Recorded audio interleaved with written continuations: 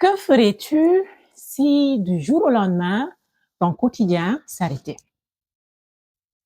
Si tu avais tout, mais plus rien à faire. François s'est retrouvé exactement dans cette situation, mais au lieu d'attendre que le vent tourne, il a décidé d'en créer un nouveau.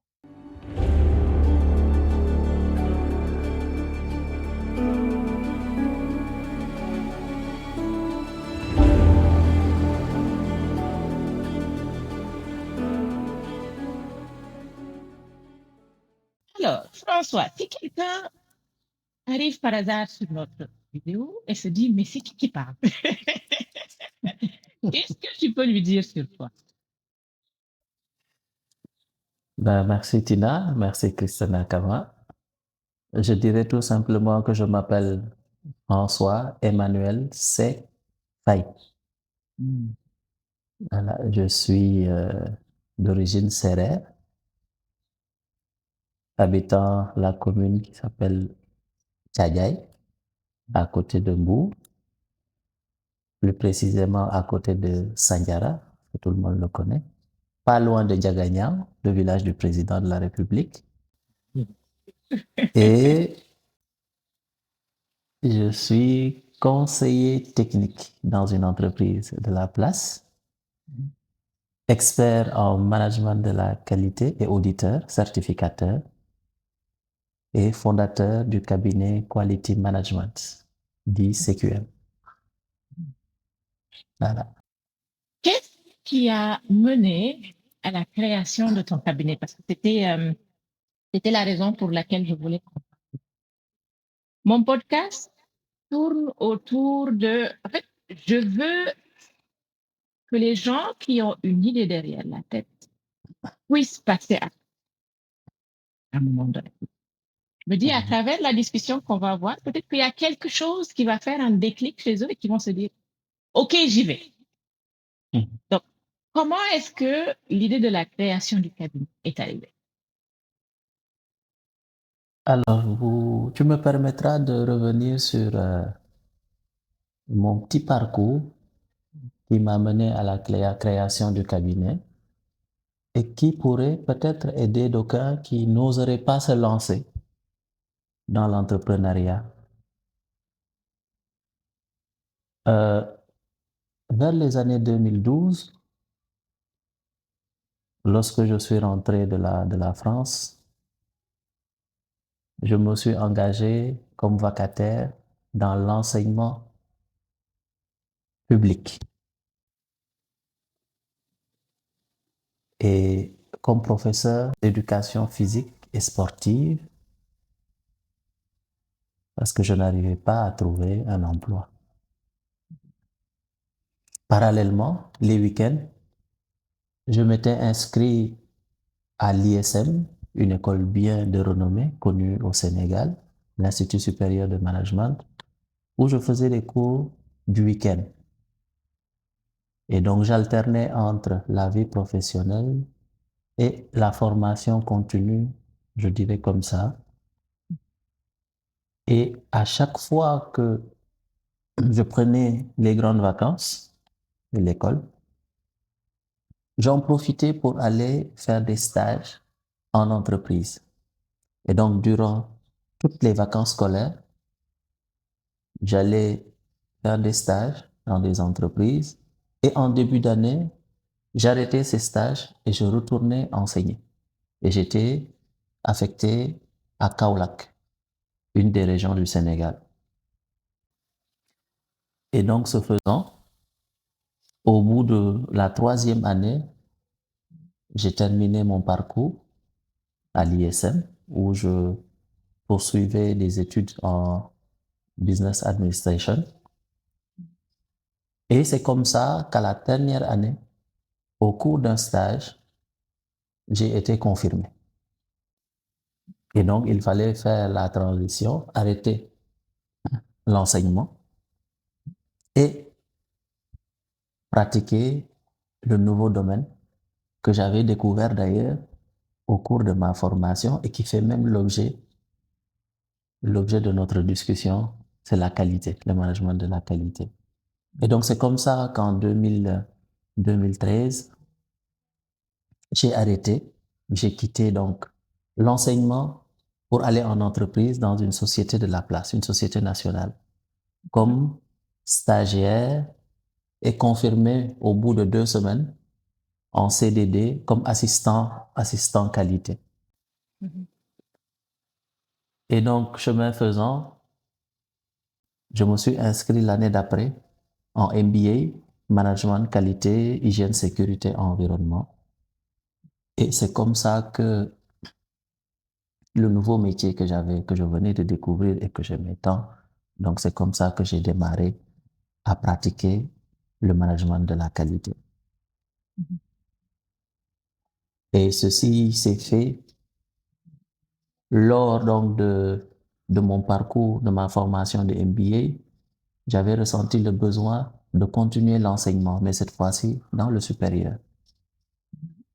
Et c'est comme ça que, m'étant fait distinguer lors des cours, un de mes professeurs, qui sera plus tard mon directeur de mémoire, m'a proposé de m'encadrer pour l'enseignement en management de la qualité, puisque j'avais déjà capitalisé une petite expérience au cours de mes stages que je faisais lorsque je prenais mes vacances scolaires.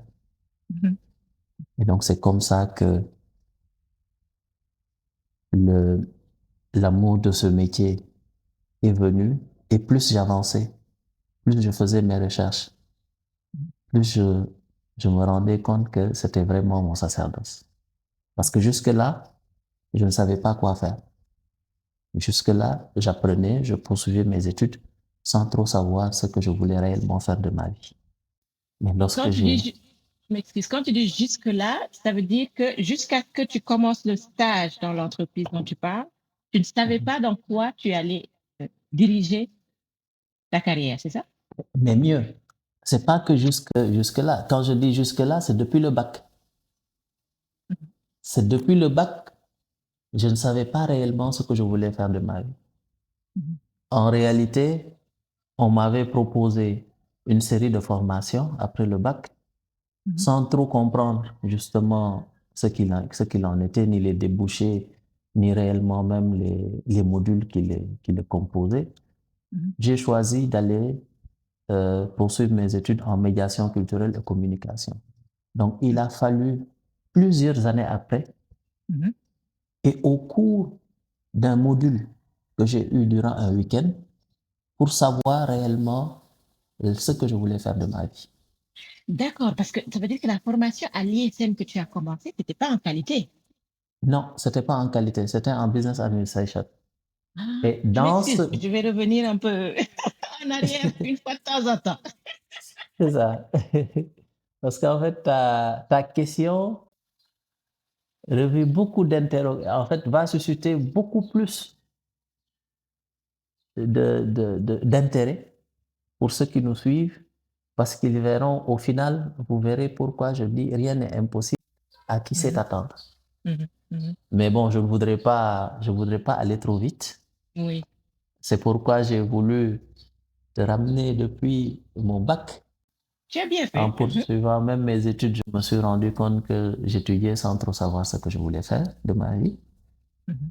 Et même en m'inscrivant à l'ISM, j'étais parti sur un programme qu'on m'avait proposé. Et c'est dans ce programme que j'ai eu un module intitulé Principes de base et concepts au management de la qualité. Et c'est Mhm. durant ce week-end que j'ai retrouvé exactement ce que je voulais faire de ma vie. Mais comment tu savais que c'était ça? Comment tu savais que c'était la qualité et rien d'autre? Alors, la première chose qui m'a attiré dans ce métier, c'était la prestance et la présentation du formateur.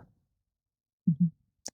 Il avait de la suite dans les idées, il était bien organisé, et je me retrouvais dans les concepts qu'il définissait, puisque je rappelle que l'intitulé même du modèle, c'était les principes de base et concepts du management de la qualité.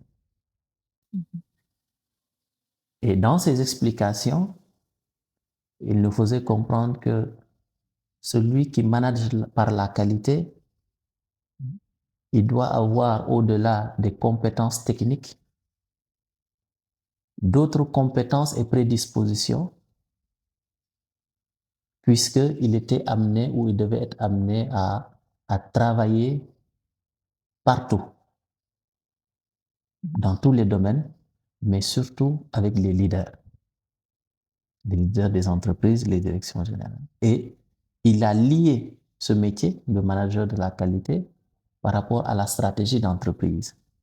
Et dès lors, j'ai commencé à m'intéresser à ce métier puisque dans ce travail, il fallait accompagner les structures à avoir des reconnaissances au niveau international, ce qu'on appelle la certification.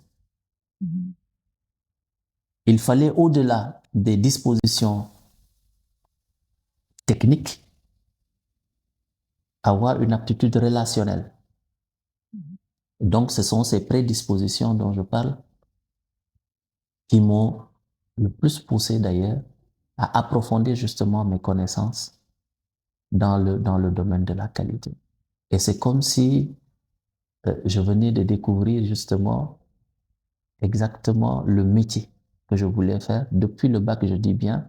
Et cette formation, je l'ai démarrée en 2009-2010, alors que j'ai eu mon bac 5 ans ou 6 ans avant. Voilà donc ce qui m'a poussé aujourd'hui à pratiquer justement ce métier qui me, qui me donne beaucoup de satisfaction puisque je suis toujours au contact des gens. J'apprends toujours et j'apprends de nouveaux métiers puisque c'est un métier transversal. Je t'ai un peu coupé dans ton élan, donc on va un peu revenir sur le moment où tu as découvert que c'était ça qu'il fallait, que c'était ça que tu voulais faire. C'était ça que je Donc, voulais. après ça, tu es allé faire le stage dans l'entreprise.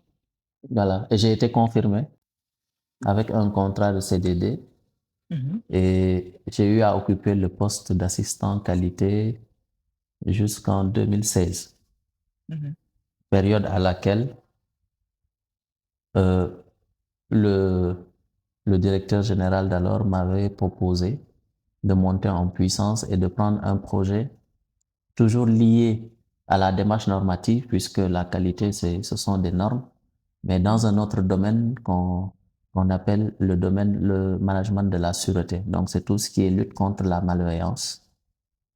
Mais c'était dans le prolongement, justement, de la qualité.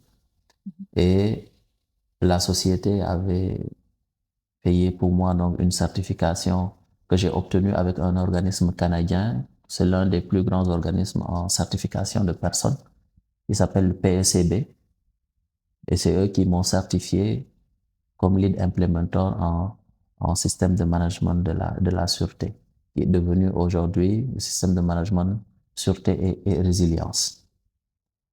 Et à partir de 2016, donc, j'ai commencé à évoluer dans ce domaine et j'avais en charge la coordination d'un grand projet de mise en conformité en matière de sûreté dans cette entreprise.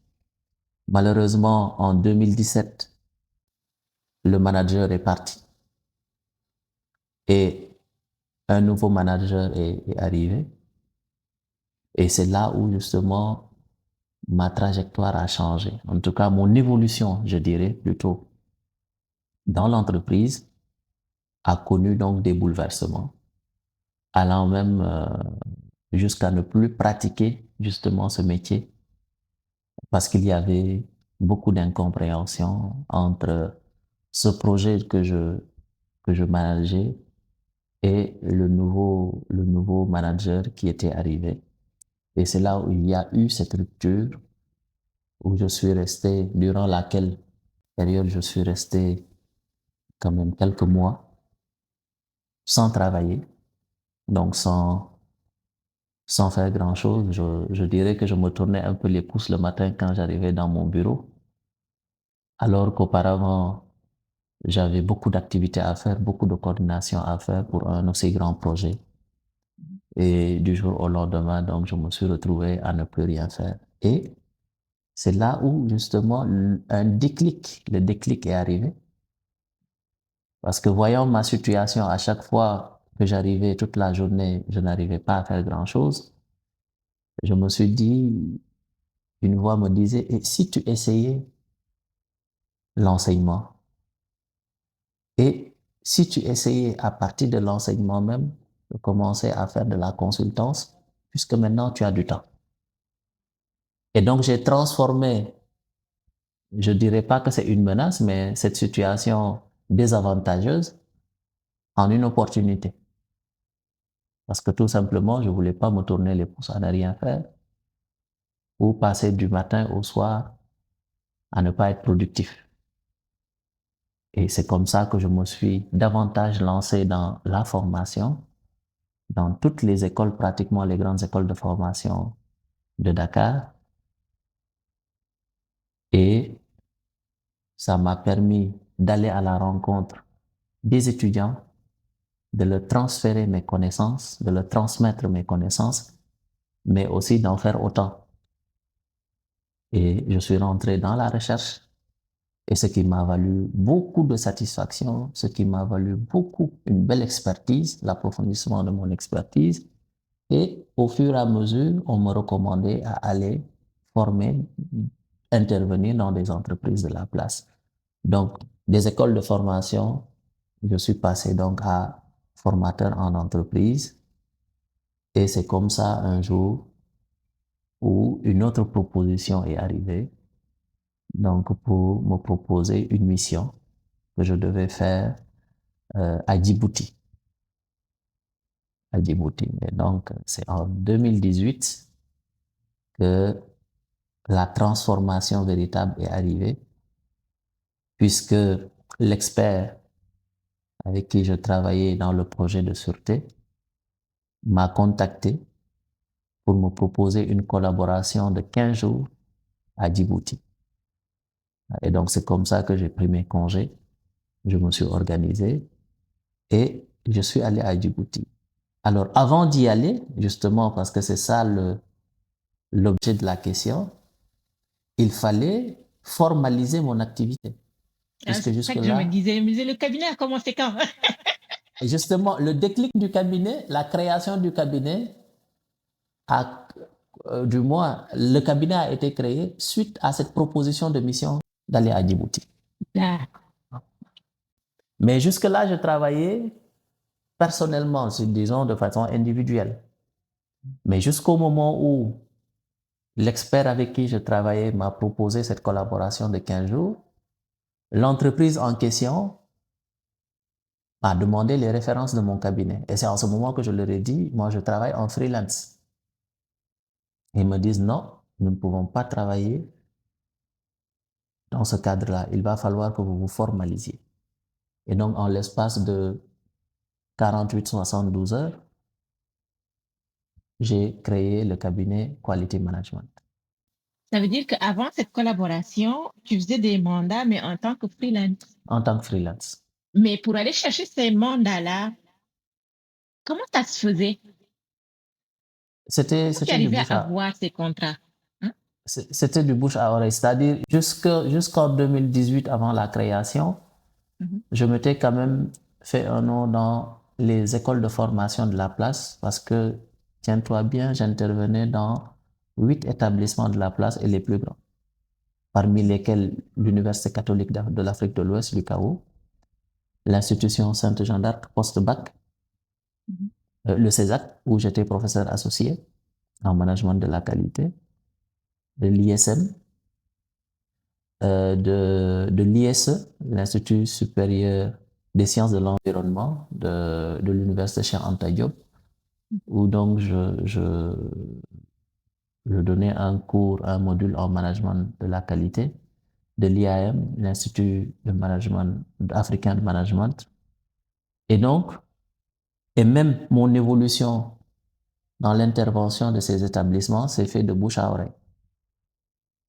Et donc, je dirais même que quelque part, ce sont mes étudiants qui ont contribué ou qui ont vraiment participé à ma promotion. D'accord. Donc, ça a commencé par les formations. En Je donnant ces commençais par formations-là, les mandats sont. les mandats sont venus et en 2018, c'est là où je suis monté en puissance parce que cette fois-ci, il fallait maintenant formaliser tout ce que je faisais pour espérer avoir un contrat beaucoup plus important et Très qu'il bien. fallait faire cette mission-là hors du Sénégal. Avant qu'on reprenne le fil à partir de là, je veux juste revenir sur quelque chose que tu as dit précédemment. Tu as dit pendant la période où tu ne travaillais pas, une voix, tu as dit quelque chose par rapport à une voix.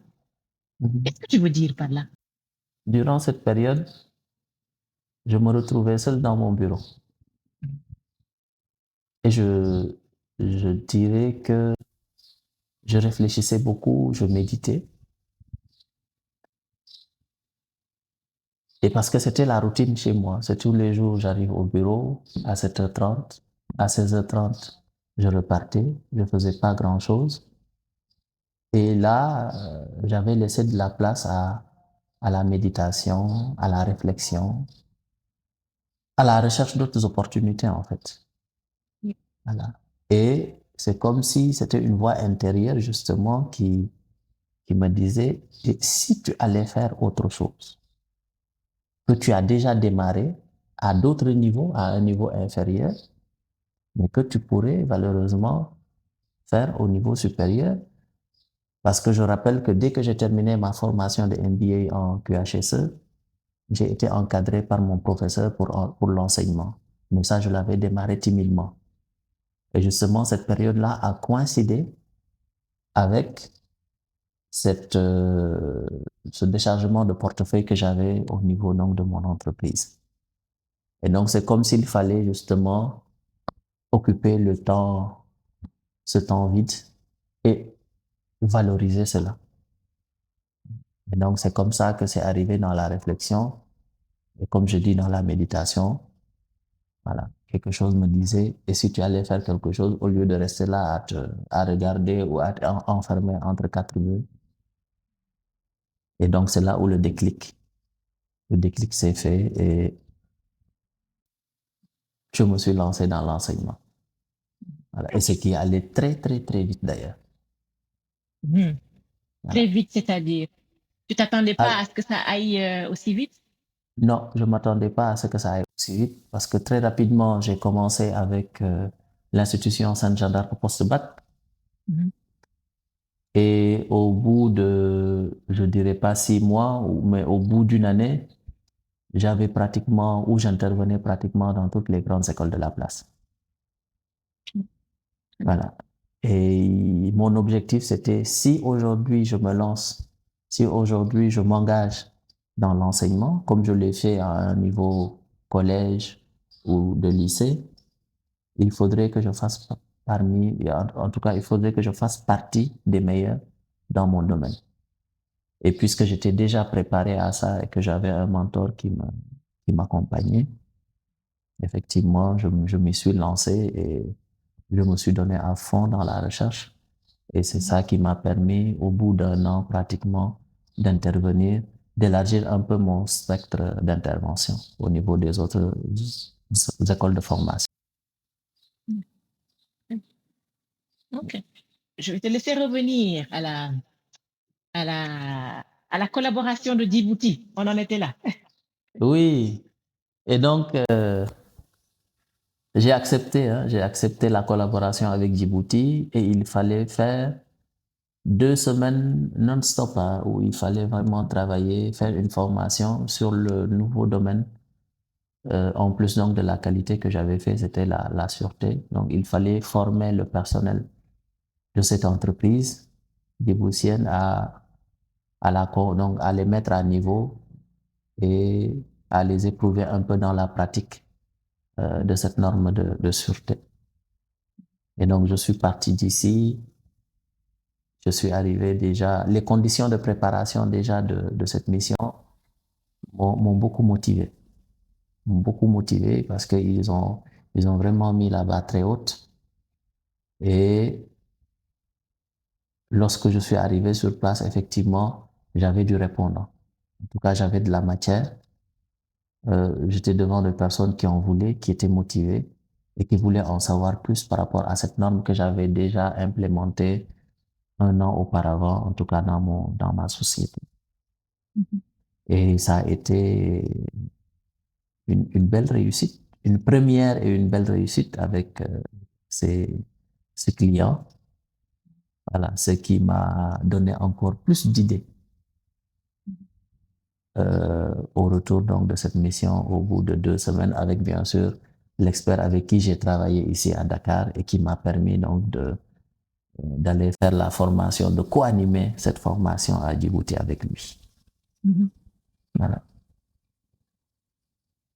Puis à ce moment-là, retour au Sénégal, le, le cabinet a pris plus d'expansion, plus de contrats, plus de mandats, plus ça s'est élargi.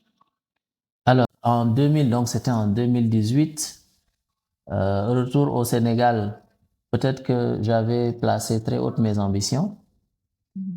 Il fallait déjà que je me structure. Bon, c'est vrai que jusque-là, j'étais seul dans le cabinet, mais il fallait déjà faire des prospections pour avoir des marchés. Et à mon retour, au bout de quelques semaines ou de quelques mois, une structure donc de l'État a fait appel à moi pour une séance, pour une sensibilisation, une formation sur la norme qualité. Parce qu'en fait, je suis très à l'aise entre les deux domaines, que ce soit la qualité ou la sûreté. Et cette fois-ci, c'était pour la qualité. Et c'est comme ça, donc, je suis allé faire cette formation et qui a été aussi une belle réussite. Malheureusement, ça a coïncidé avec la période de la Covid. C'était en 2019. Les activités tournaient au ralenti. Voilà, cette situation a beaucoup impacté justement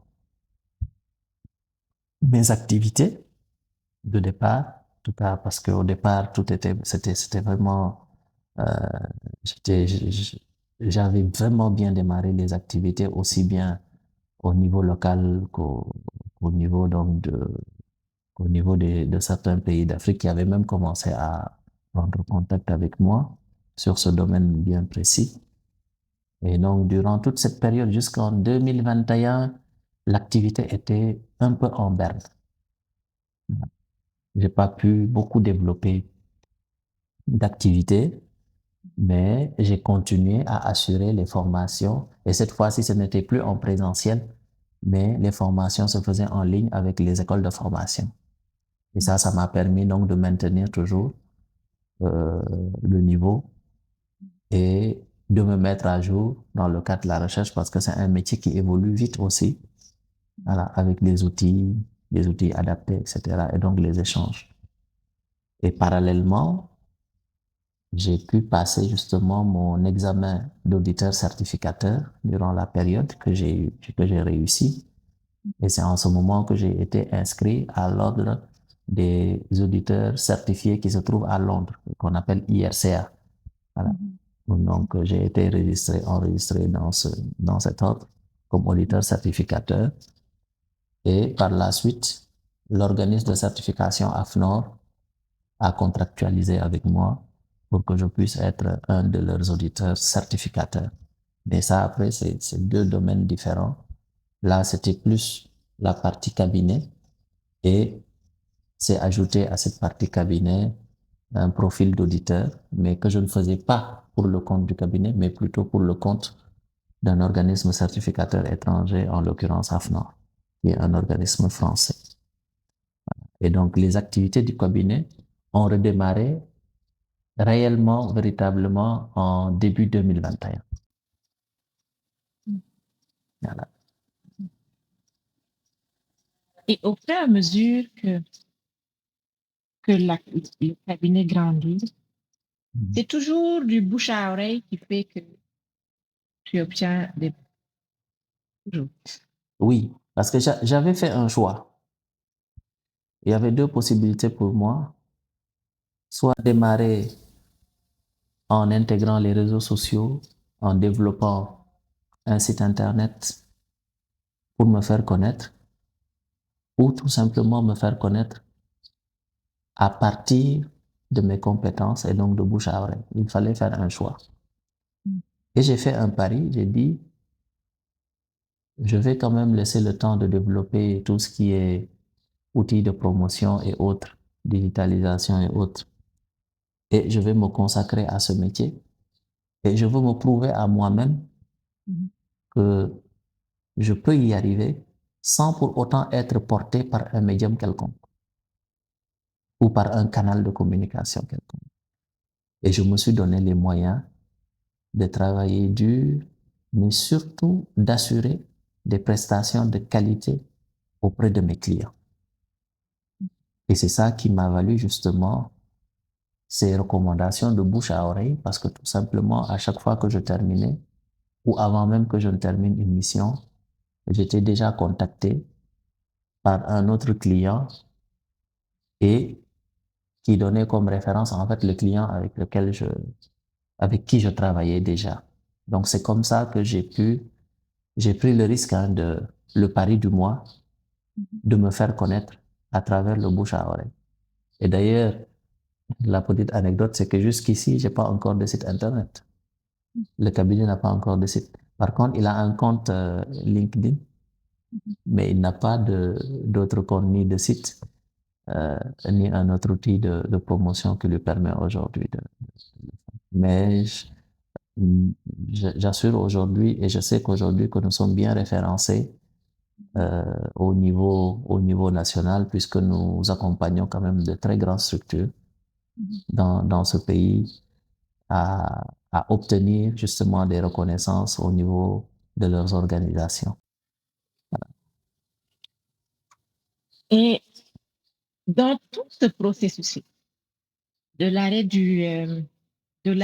la perte de ton travail, bah, mais parce que j'étais encore en poste, parce que tu n'avais pas de tâche à faire. Je n'avais plus de tâches, je n'avais plus de mission. Mhm. Voilà. Mais À part- j'y suis toujours d'ailleurs. Mhm. Uh-huh. À Uh-huh. partir de ce moment-là, jusqu'à aujourd'hui, quels sont les obstacles que tu as eu à affronter? Alors, le premier obstacle a été plutôt en interne. Parce que comme je dis, j'évolue dans une grande société. Mhm. Et il est arrivé un moment où ceux qui avaient, ceux qui avaient compris que je m'étais lancé dans un autre domaine, dans l'enseignement surtout, commençaient déjà à me poser problème ou à le montrer manifestement, hein. Mais ce n'est pas par faute d'essayer parce que j'ai à plusieurs fois relancé le top management pour leur faire part de ma disponibilité à collaborer, à travailler, eu égard bien sûr à l'investissement que le port avait fait sur moi, surtout dans la certification de ce nouveau domaine.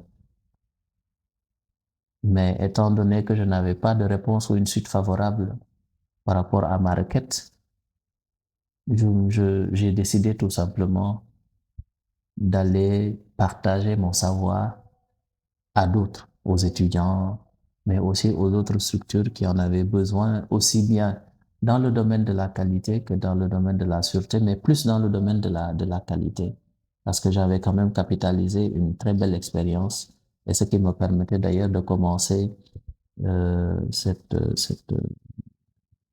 les projets d'accompagnement et de conseil. Donc le premier obstacle venait même de l'intérieur. Mais bon, c'était pas de manière générale, c'était juste quelques personnes certainement qui ont senti que quelque part je commençais à échapper à je commençais justement j'avais déjà, comment je peux dire ça? je commençais déjà à avoir d'autres options et à profiter d'une opportunité qui m'était offerte pour justement partager ou bien développer mes connaissances et mes compétences. L'autre obstacle, c'était quelque part aussi la reconnaissance. Parce que lorsque je me lançais, à part mes étudiants, les écoles de formation, aller en entreprise était difficile puisque personne ne me connaissait. Et donc, il fallait prouver qu'ils avaient raison de contractualiser avec moi. Puisque c'est un transfert qui n'était pas automatique. Ce n'est pas parce que vous dispensez des cours dans des écoles de formation que vous pouvez du jour au lendemain intervenir en entreprise. On ne me connaissait pas encore, mais il fallait que je fasse mes preuves. Et c'est en ce moment-là que je me suis, j'ai pris l'engagement aussi d'assurer la suite en fait de ce que je devais, parce que aujourd'hui la transition est vite faite entre l'intervention dans les écoles de formation et l'entreprise. C'est vrai que d'une part, c'est la théorie que l'on partage et d'autre part, c'est la pratique. Et donc, il fallait faire la jonction entre les deux, mais c'était facile pour moi parce que je venais déjà de l'univers professionnel et que j'avais développé cette partie qui me manquait auparavant, c'est-à-dire la partie théorique. Et en allant en entreprise, effectivement, je m'étais un peu plus préparé à affronter cela. Mais puisque je n'étais pas encore connu, il fallait bien que je fasse mes preuves. Voilà. Et ce challenge-là, je devais le relever. Mais comment tu as fait pour faire tes preuves? Est-ce qu'il a fallu... Non, je vais pas continuer sur la question pour ne pas te donner des pistes, mais comment tu as fait pour faire tes preuves? Alors, la première chose que j'ai faite, c'est que l'engagement que j'ai pris, c'était en toute chose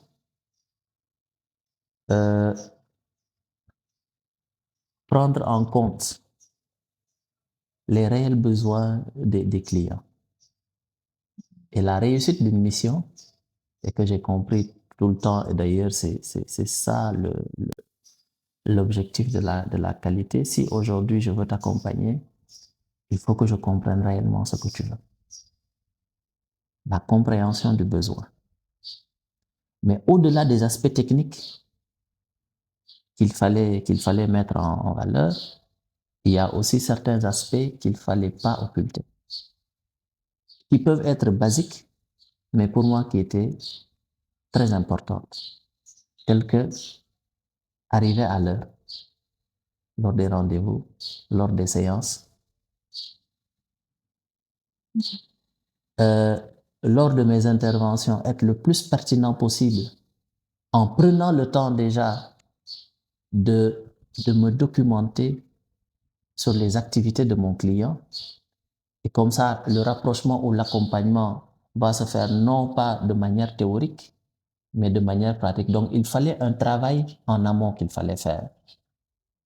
C'est la prise de connaissance de l'activité du client, mais aussi c'était toutes ces petites choses-là qui font que souvent le client, ne connaissant pas la personne qui intervient, pourrait même au bout de quelques séances déchanter. Et donc, je me suis dit, il faut que dans mes interventions, que je sois ponctuel, dans mes interventions, que je sois le plus précis et pertinent possible, mais aussi que je sois le plus cohérent possible dans le développement de mes idées, de sorte à amener le client à avoir confiance et ensemble à atteindre les objectifs.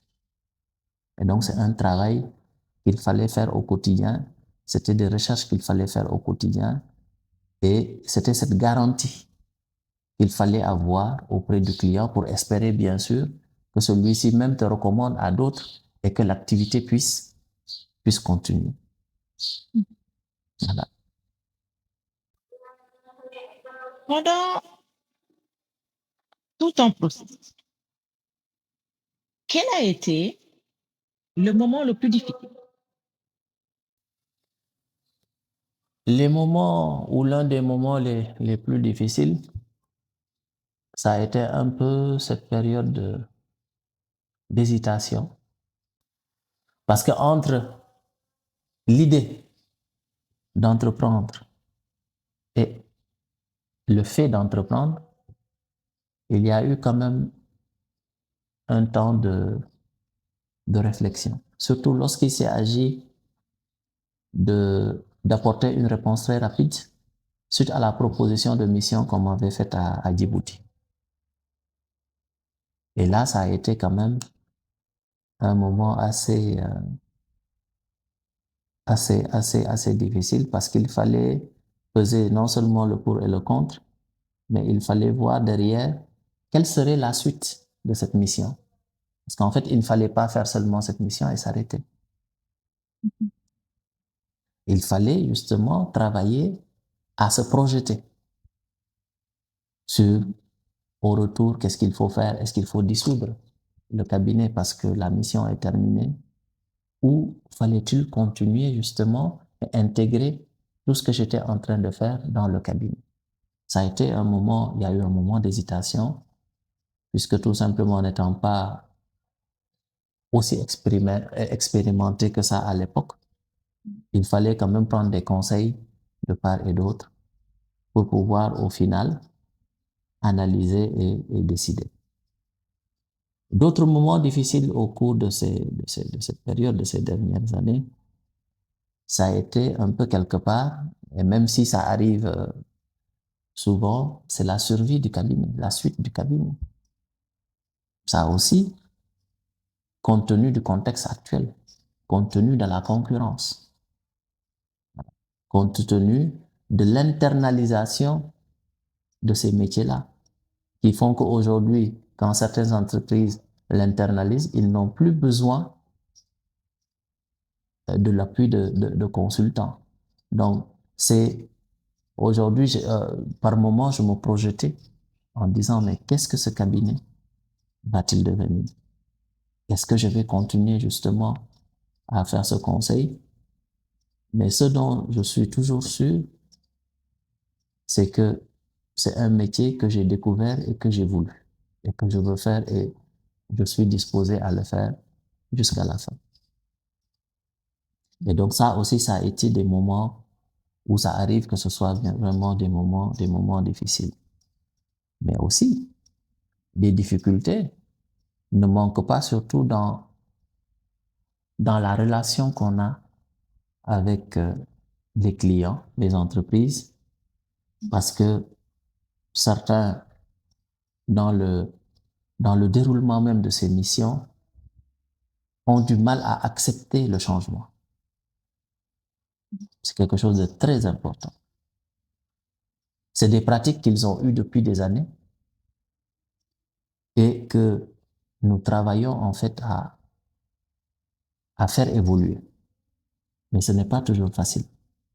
Et c'est l'un de mes obstacles lorsque j'accompagne une structure, c'est le changement. La conduite du changement est très difficile et je dirais que la conduite du changement représente même la base de notre mission. C'est comment déjà amener les gens à comprendre que certes ce qu'ils faisaient leur permettait d'atteindre les objectifs, mais que s'ils font autrement et par le biais de la qualité, ils seront beaucoup plus efficaces et parfois même efficients. Et donc c'est cette transition-là qui est souvent très difficile lorsqu'on mène ces missions, et ça arrive pratiquement dans toutes nos missions. Certains adhèrent facilement, mais d'autres résistent encore à changer parce qu'effectivement, ils ont l'habitude de ces pratiques qui parfois ne vont pas comment dirais-je, euh, ne sont pas pour l'intérêt de l'entreprise, mais plutôt pour leur propre intérêt. Et nous avons comme mission de permettre les entreprises de se maintenir et de ne pas tomber en faillite. Notre mission aujourd'hui, c'est d'organiser les structures, d'organiser les entreprises et de faire en sorte d'optimiser les charges. Voilà. Et au-delà, bien sûr, de ces charges-là, c'est de repenser l'organisation, de fluidifier les interactions entre les différentes structures, entre les différents services, voilà, pour qu'au final, l'objectif global de l'entreprise, la vision qui sera définie dans le moyen ou long terme, puisse être atteint, la stratégie du mois. Donc, c'est autant de difficultés que nous rencontrons au quotidien. Mais qu'est-ce qui te fait que tu dis que tu veux faire ça jusqu'au bout, mais qu'est-ce qui te fait avancer? Qu'est-ce qui te fait continuer quand même à le faire grandir malgré des moments comme ça? J'aime accompagner, j'aime partager, j'aime donner. Et c'est l'une des raisons pour lesquelles je me retrouve dans ce métier. Je pense que tu m'as posé la question tout à l'heure. Je n'avais pas encore trouvé le terme pour me dire qu'est-ce qui t'a poussé en fait à pratiquer ce métier. Mais c'est le fait que dans ce métier, au-delà des connaissances techniques, ce sont mes dispositions humaines qui ont prévalu justement à ce choix. Parce que qui me connaît, c'est que je suis quelqu'un qui aime partager, qui aime le relationnel, qui aime échanger. Et c'est dans ces échanges, justement, que j'apprends beaucoup. C'est dans ces échanges que j'ai appris moi-même à m'apaiser. C'est dans ces échanges que j'ai appris même à mieux écouter. Parce qu'avant, je parlais plus que je n'écoutais. Maintenant, c'est le contraire. Et le fait de rendre service me procure énormément de joie. Voilà l'une des raisons pour lesquelles je souhaite continuer ce métier. Est-ce qu'il y a un moment où, quelque part, quand tu accompagnes quelqu'un, il y a un moment où tu te dis, je suis fière de ce que je fais. Ouais. Quel est ce moment? Et c'est lorsque, à un stade de l'accompagnement, la personne se rend compte qu'il a gagné en efficacité dans le cadre de son travail. Et lorsque j'ai ce retour, c'est en ce moment que je me dis, ah, je pense que j'ai bien choisi mon métier. C'est toujours ce moment pas de reconnaissance, mais de satisfaction de l'agent, du client, qui me fait ressentir justement ce désir de rester dans ce métier et de continuer à le faire. Donc, ça veut dire que la relation humaine, elle, elle prend beaucoup de place, hein. La Elle, connaissance, oui, il en faut, mais la relation humaine est très importante. mais surtout la relation humaine. Parce qu'en J'osais pas fait, le dire. j'établis, j'établis une certaine relation avec le client pour gagner sa confiance. Parce qu'aujourd'hui, je te disais tout à l'heure que il faut, pour la réussite de ma mission, il faut que la personne s'implique. Et je prends beaucoup de temps, justement, à le faire adhérer, à faire adhérer la personne. Je prends beaucoup de temps à comprendre dans quel environnement il évolue, comment il travaille. Et très souvent, tu te rends compte que certaines de ces personnes ne sont pas écoutées. Ils ont souvent d'excellentes idées. Ils ont de très bonnes idées. Mais leur vis-à-vis ou leur N+1 n'a pas le temps de les écouter. Et moi, je crée dans cet accompagnement, je crée un cadre qui me permet justement de me mettre à sa disposition, d'essayer de le comprendre, non pas pour régler ses problèmes, justement, parce que dans cette écoute-là, la personne même peut aller jusqu'à te confier sa vie. Et donc, il arrive à un moment où il va falloir faire la différence entre justement la vie personnelle du client et la vie professionnelle en sachant que même si tu ne lui apportes pas de solution en tant que tel, le fait de l'écouter le soulage. Et ça, j'ai beaucoup appris.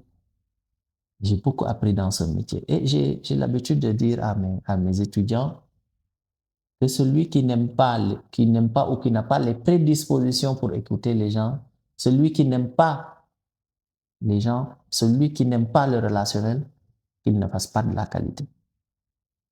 Et dès le premier cours, c'est ce que je leur dis. Le contact, le sens de l'écoute, de l'empathie. Et même, vous voyez, toutes ces qualités-là sont demandées justement pour faire de la qualité. Et moi, je me retrouve plus dans cela qu'ailleurs. Dans aucun autre métier que j'ai peut-être eu à faire ailleurs, je ne me suis retrouvé. Mais lorsque j'ai découvert la qualité, je me suis retrouvé justement dans ce métier. Et c'est ce qui fait que je me donne à fond pour aider les structures, certes, à évoluer, mais au-delà de ces structures, de ces entreprises, c'est le capital humain qui y travaille. Voilà. Et je travaille à valoriser ce capital humain, puisque c'est grâce à lui que l'entreprise fait ses résultats. Et c'est très important. On occulte très souvent l'aspect humain, alors que le capital humain, c'est ça qui porte l'entreprise. Et j'ai l'habitude de dire chacun est important au poste où il est. Sinon, on ne l'aurait pas recruté. Le chef d'entreprise ne recrute pas pour les beaux yeux de quelqu'un. Il recrute à partir d'un besoin, ou il est censé recruter à partir d'un besoin. Et donc, dès l'instant où ce besoin est défini et qu'on te recrute, c'est parce qu'il y a derrière des objectifs qui sont fixés et il y a une attente de celui qui vous a recruté. Et le fait de dire que chacun est important là où il est, justement, il va falloir dans nos structures, dans nos entreprises, il faudra qu'on travaille à valoriser chaque personne. Et la reconnaissance, ce n'est pas le fait d'octroyer des primes à un agent, non. Cette reconnaissance, le simple fait de dire à la personne good job ou merci, ou vous nous avez aidé à atteindre nos objectifs, mais ça valorise la personne au-delà de l'aspect financier. Et moi, je travaille beaucoup avec les chefs d'entreprise à cette reconnaissance qu'ils doivent avoir vis-à-vis de leurs collaborateurs. Et c'est extrêmement important. Voilà. En fait, bon, j'ai compris que dans cet entretien, c'est comment faire réveiller justement les rêves de chacun. Et moi, je pense que je suis une preuve vivante du concept que tu veux développer. Jusqu'à récemment, je ne savais pas quoi faire de ma vie, jusqu'en 2012-2013. Mais vous voyez, il a fallu un déclic, un week-end, je dirais même un module, pour changer le cours de ma vie. D'enseignant d'éducation physique et sportive, je suis aujourd'hui, je me retrouve consultant et auditeur certificateur dans le domaine de la qualité et dans le domaine de la sûreté. Certes, il y a de la providence derrière, Mais à côté, il y a du travail qu'il faudra faire pour y arriver. Et pour dire que rien n'est impossible, avoir des idées et rêver, c'est bien, mais les concrétiser, c'est encore mieux. Et comment le faire? C'est toujours s'entourer de personnes positives. Pas de personnes qui vous diront, et si ça ne marche pas? Non. Ce sont des personnes qui te diront, si tu y crois, fonce. Et mon histoire, justement, c'est, pour qui me connaît, c'est une succession de choses moins bonnes, de bonnes choses, jusqu'à arriver à ce stade-là. C'est parce que j'y ai cru et je me suis donné les moyens de le faire, mais surtout, je me suis entouré des bonnes personnes, des personnes positives, qui ont cru que je pouvais le faire et que je pouvais y arriver. Et si aujourd'hui, mon petit parcours peut inspirer d'autres, pourquoi pas? J'ai transformé cette situation désavantageuse en une opportunité. D'un vide est né un cabinet. François aurait pu rester les bras croisés dans son bureau et ne rien faire. Après tout, il avait encore tous ses avantages. Il n'avait juste rien à faire du matin au soir. Mais il a choisi d'écouter son intuition, sa voix intérieure, celle qui lui murmurait tout doucement. Et si tu allais enseigner? Et si tu allais faire du consulting? Alors, il est passé à l'action. Et cela a porté ses fruits. Quand j'entends cette histoire, voici ce que je comprends. Un jour, François a reçu quelque chose de son enseignant. Il a enfin mis le doigt sur ce à quoi il voulait consacrer sa vie. Le management de la qualité. La lumière s'est faite en lui quand il a compris que c'était ce qui l'animait profondément. Depuis, il redonne ce qu'il a reçu aux personnes et aux organisations qui l'accompagnent en leur transmettant une façon plus claire, plus fluide, plus efficace de travailler. Redonner ce que l'on a reçu. N'est-ce pas là la raison d'être de nos talents? Redonner ce que l'on a reçu. Cette idée, ce projet, ce rêve que tu portes en toi n'est pas là pour être enfoui au très fond d'une masse de peur. Cette idée, ce projet, ce rêve est là pour que tu puisses à ton tour redonner ensuite.